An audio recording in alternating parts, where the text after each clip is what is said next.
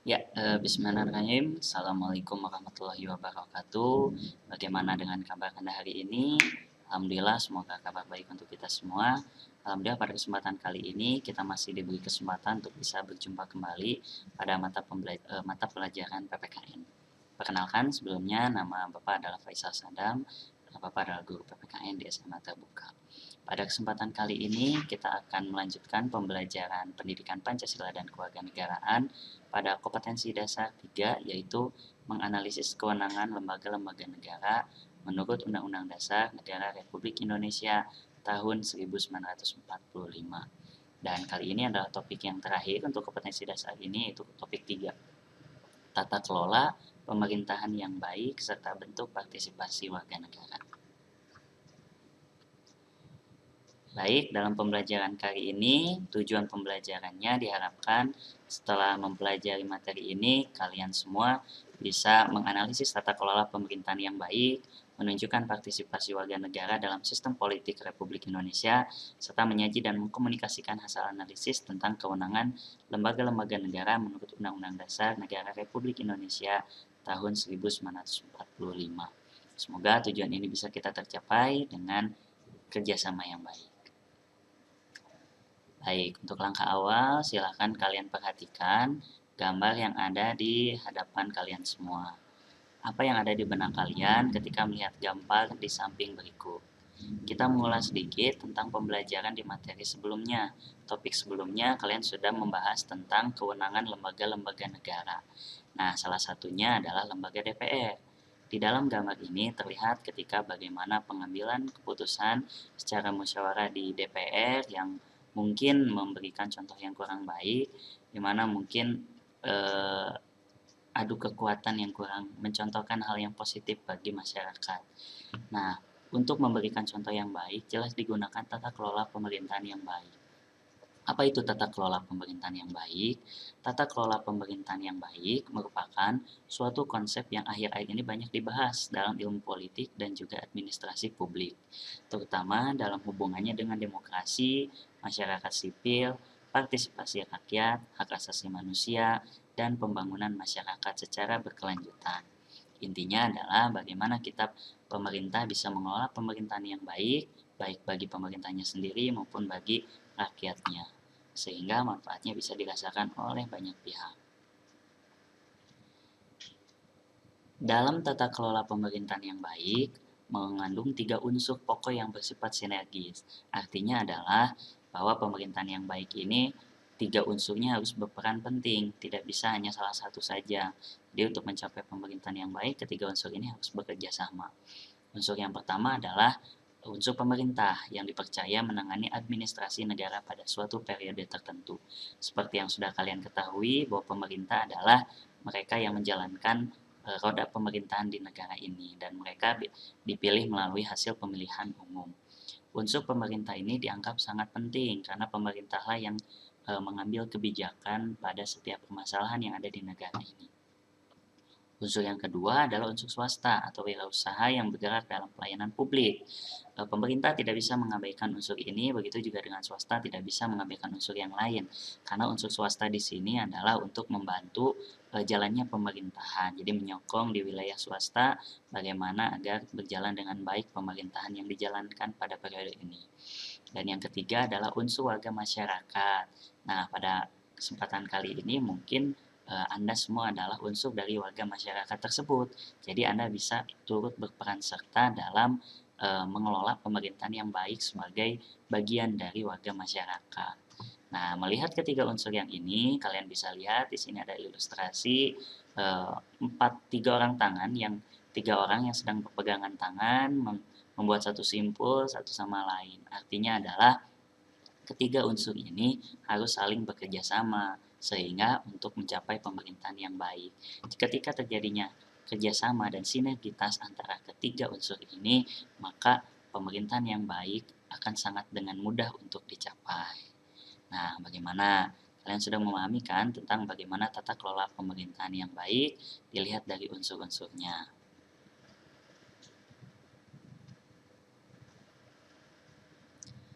Baik, sekarang dilihat gambar berikutnya. Ini ada diagram good and clean governance. Artinya bagaimana membuat pemerintahan yang baik dan juga bersih.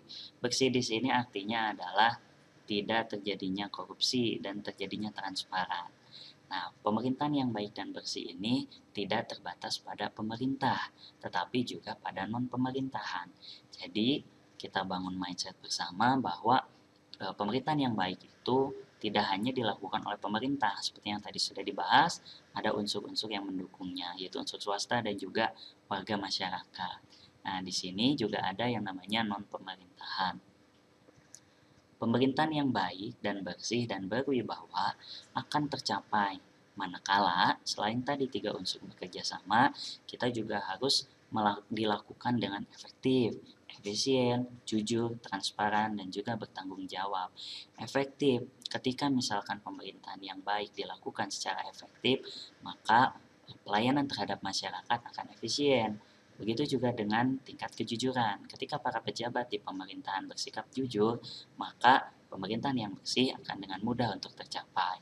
Nah, kalian pun walaupun bukan berposisi sebagai pemerintah, tapi sebagai warga masyarakat, kita harus membiasakan perilaku jujur. Karena ketika jujur menjadi karakter, maka negara ini juga akan berkarakter jujur. Berikutnya adalah transparan dan bertanggung jawab. Nah, pernahkah kalian dipercaya memegang sebuah uang gitu kan? Ketika kalian memegang sebuah uang, maka kalian harus bertanggung jawab digunakan untuk apa uang tersebut sehingga transparan gitu keuangannya. Nah, begitu juga dalam pemerintahan yang baik. Untuk mewujudkan pemerintahan yang baik, maka pemerintah harus transparan dan juga bertanggung jawab kepada siapa? Salah satunya adalah kepada warga masyarakat yang telah memilih para pemerintah untuk duduk di singgasana sekarang.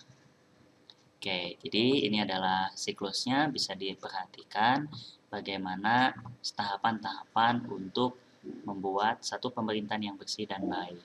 Jadi, pemerintahan yang baik, bersih, dan berwibawa harus dilakukan dengan efektif, efisien, jujur, transparan, dan juga bertanggung jawab.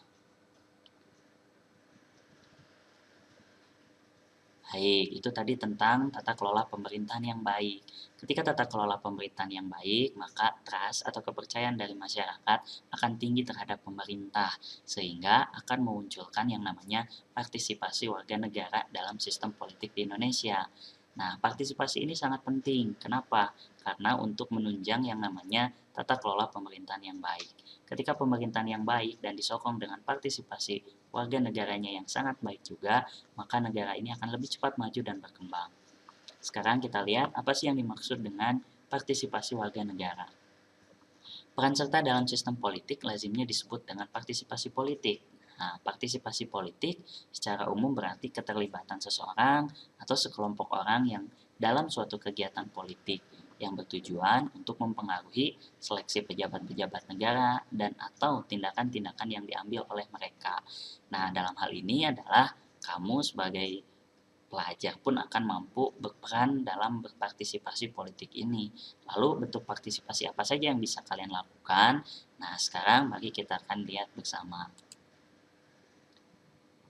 Oke, perhatikan gambar yang pertama bisa dilihat. Ini adalah gambar seorang bapak-bapak yang mungkin tidak bisa berjalan tapi masih menyempatkan untuk datang ke TPS untuk menyumbangkan suaranya. Artinya apa? Artinya adalah partisipasi itu bisa dilakukan oleh siapa saja dan dalam kondisi apapun. Ketika kita tidak bisa berjalan pun tidak menghambat tingkat partisipasi kita untuk mendatangi tempat pemilihan pemungutan suara. Ya, dan mudah-mudahan ini pun ketika nanti kamu punya hak suara, kamu bisa bersemangat untuk menyumbangkan suara yang kamu punya. Oke, yang kedua ini sedang memasukkan suara ke kotak suara. Oke, gambar ketiga, kamu pun bisa berpartisipasi dengan mengikuti kegiatan-kegiatan sosial, baik itu kegiatan partai politik maupun kegiatan organisasi sosial non-politik. Seperti yang gambar yang kalian lihat saat ini adalah bentuk partisipasi masyarakat ketika ikut berkampanye salah satu partai politik. Oke, ini adalah tata cara bagaimana gambar ketika kamu akan memilih. Nah, walaupun akan banyak pilihan, tapi harus memiliki pengetahuan siapa yang akan kamu pilih. Oke, selain tadi ikut kampanye dan juga melakukan pemilihan umum, bentuk partisipasi politik yang bisa kamu lakukan adalah dengan cara menghadiri rapat. Bisa dilihat di gambar ini, terlihat sejumlah orang sedang melakukan rapat. Nah, salah satunya adalah bisa saja kamu lakukan di lingkungan masyarakat atau di rumah. Misalkan kamu rapat kegiatan bakti sosial atau kegiatan Karang Taruna. Kalau di rumah mungkin bisa saja kamu rapat menentukan tempat liburan bersama keluarga. Oke, sekarang kita akan lihat partisipasi politik apa saja yang bisa kamu lakukan di berbagai tempat. Pertama, di lingkungan sekolah, salah satu contohnya adalah pemilihan ketua OSIS, pemilihan ketua murid, bersosialisasi dengan guru dan murid, itu juga salah satu bentuk partisipasi politik kamu di lingkungan sekolah. Partisipasi di lingkungan keluarga, bermusyawarah dalam pembagian tugas di rumah, bersosialisasi dengan sesama anggota keluarga, mengerjakan tugas dengan penuh tanggung jawab, itu juga salah satu bentuk partisipasi. Jadi partisipasi politik itu tidak harus kalian berpikir, oh saya harus melakukan hal yang berat, tidak. Tapi partisipasi politik bisa kamu lakukan di berbagai lingkungan dengan cara yang dengan sangat mudah di kehidupan sehari-hari. Oke, berikutnya adalah partisipasi di lingkungan masyarakat. Kamu tadi seperti contoh di awal Bapak sebutkan, kamu bisa mengikuti pemilihan umum, bergotong royong kerja bakti, dan juga melakukan bela negara di lingkungan masyarakat. Ya, salah satunya mungkin dengan ikut siskamling dan juga menjaga lingkungan masyarakat sekitar. Nah, itulah tadi salah satu contoh, beberapa contoh partisipasi politik yang bisa kamu lakukan di berbagai lingkungan, baik di rumah, sekolah, maupun di masyarakat. Tentu masih banyak lagi contoh yang lain, maka silahkanlah nanti kamu melengkapi lagi sebanyak-banyaknya contoh-contoh partisipasi di ketiga lingkungan yang tadi. Jadi, sangat banyak dan bisa kamu aplikasikan di kehidupan sehari-hari.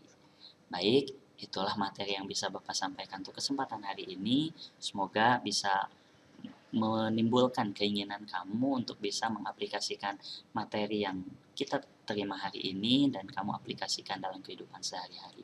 Intinya adalah untuk membangun pemerintahan yang baik, kita sebagai warga masyarakat harus ikut berpartisipasi dimanapun kita berada. Baik, itu saja. Terima kasih untuk perhatiannya. Semoga bermanfaat. Kita jumpa lagi pada kesempatan yang lain. Assalamualaikum warahmatullahi wabarakatuh. Semoga sukses untuk kalian semua.